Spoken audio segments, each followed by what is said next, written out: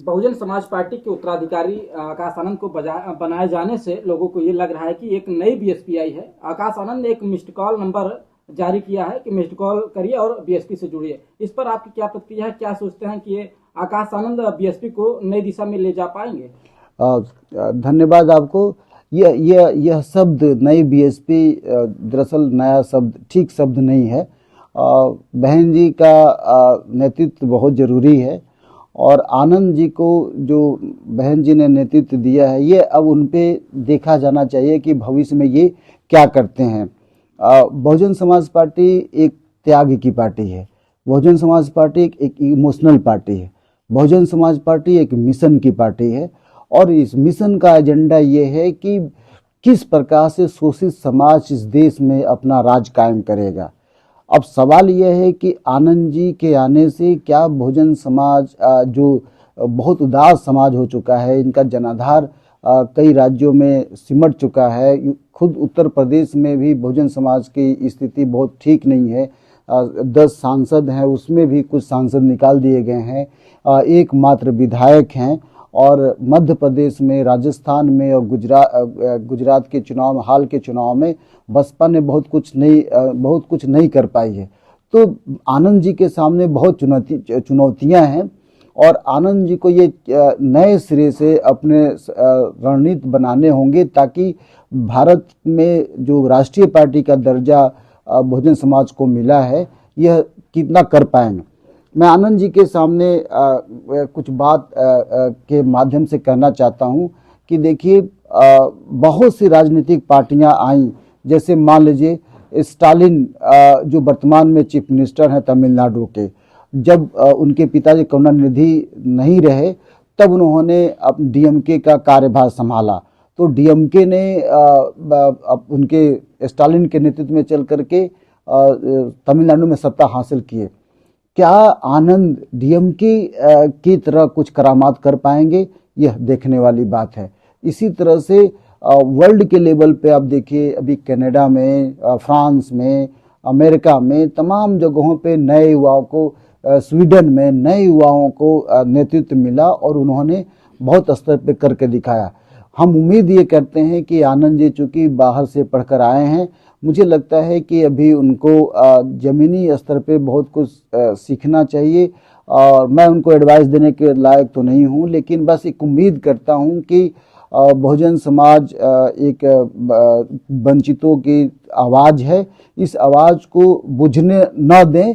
कुछ इस तरह से उनको रणनीति के हिसाब से काम करना चाहिए ताकि वो सत्ता में बन पाए। दूसरी बात अभी गठबंधन की चल रही है। मेरा मानना है कि मैं फिर आपके माध्यम से कह रहा हूं कि मैं बसपा को कोई एडवाइस नहीं कर रहा हूं, बस मेरा ये मानना है कि बसपा को गठबंधन की राजनीति में आ करके अभी बीजेपी को मुकाबला करना चाहिए। इसका उदाहरण मैं ये देना चाहता हूँ नेपोलियन बोनापार्ट से।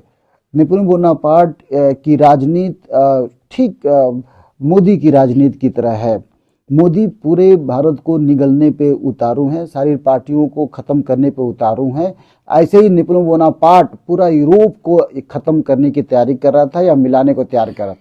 जब नेपोलियन बोनापार्ट को हराने की बात आई तो रूस और ब्रिटेन दोनों एक दूसरे के कट्टर दुश्मन थे, लेकिन चूंकि नेपोलियन बोनापार्ट को हराना था इसलिए रूस भी और ब्रिटेन में दोस्ती हुई। उसी तरह से जर्मनी और लेकर के ब्रिटेन को लेकर के प्रॉब्लम थी, लेकिन जर्मनी भी साथ में आया और आपके और दूसरे देश भी साथ में आए। तो सभी देशों ने मिल करके नेपोलियन बोनापार्ट को वाटरलू के मैदान में हराया। 2024 भी वाटरलू साबित होना चाहिए और इस वाटरलू को बनाने के लिए जब तक पूरे गठबंधन के लोग एक साथ नहीं आएंगे तब तक मोदी के लिए ये 2024 वाटरलू साबित नहीं होगा। मैं जानना चाहता हूं आकाश आनंद के माध्यम से वाटरलू को कैसे अपनी भूमिका निभा पाएंगे। इंडिया गठबंधन में बसपा प्रमुख मायावती जी के शामिल होने पर सपा प्रमुख अखिलेश यादव को आपत्ति है। उन्होंने कहा कि चुनाव के बाद मायावती जी का जिम्मा कौन लेगा, कहां जाएंगी? ये पुरानी बात है। ये मीडिया में उन्होंने बात कही थी, यह बात उनको नहीं कहनी चाहिए, दोनों लोगों को नहीं कहनी चाहिए। बहन जी ने भी इस पे पलटवार किया था और अखिलेश यादव जी भी पलटवार किए थे। आज ये पलटवार करने का समय नहीं है, आज एकता बनाने का समय। मैंने आपको नेपोलियन बोनापार्ट का एग्जाम्पल दिया है, क्योंकि इसीलिए एग्जाम्पल दिया कि रूस और ब्रिटेन दोनों कट्टर दुश्मन थे, लेकिन नेपोलियन बोनापार्ट को हराने के लिए दोनों लोग एक साथ आए। उसी तरह से सपा प्रमुख और बहन जी को भी एक साथ आना पड़ेगा, आना ही चाहिए, नहीं तो ये मोदी को हटाना बहुत कठिन होगा और दोनों लोगों को टीका टिप्पणी करने के बजाय आगे बढ़ना चाहिए। एक बात हो सकता है कि जब चुनाव जीत जाए तब आप तय करें प्रधानमंत्री कौन बनेगा। और जैसे जनता दल में हुआ था, जब जनता दल एक साथ इंदिरा गांधी के खिलाफ चुनाव लड़ी थी, इंदिरा नहीं मोरारजी देसाई, किसी के खिलाफ जनता दल एक हुआ था, तब बाद में प्रधानमंत्री की बात हुई।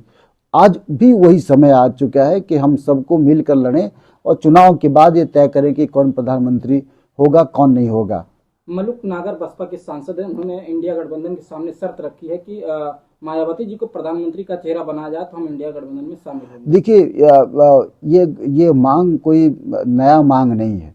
इससे पहले जब मनमोहन सिंह की सरकार थी, जब सरकार गिरने वाली थी, तब सभी वाम दलों ने मिल करके, खुद कांग्रेस भी उस वक्त राजी थी कि बहन जी को इस देश का प्रधानमंत्री बनाना चाहिए। तो मुझे लगता है कि ये मांग कोई गलत मांग नहीं है और निश्चित तौर पे मोदी के मुकाबले के लिए बहन जी का एक चेहरा सख्त चेहरा है और मोदी जी का मुकाबला बहन जी बहुत अच्छे से कर सकती हैं। ये मांग कोई जायज मांग नहीं है, लेकिन मैं फिर कह रहा हूं कि इस मांग को लेकर के आपस में मतभेद नहीं करना, पहले तय करना है कि मोदी को हराएं, फिर जाकर के ये जो चुनाव के बाद इस बात पर देखी जाएगी कि कौन प्रधानमंत्री देश का बनना चाहिए। मैं इनकी मांग का सपोर्ट करता हूं।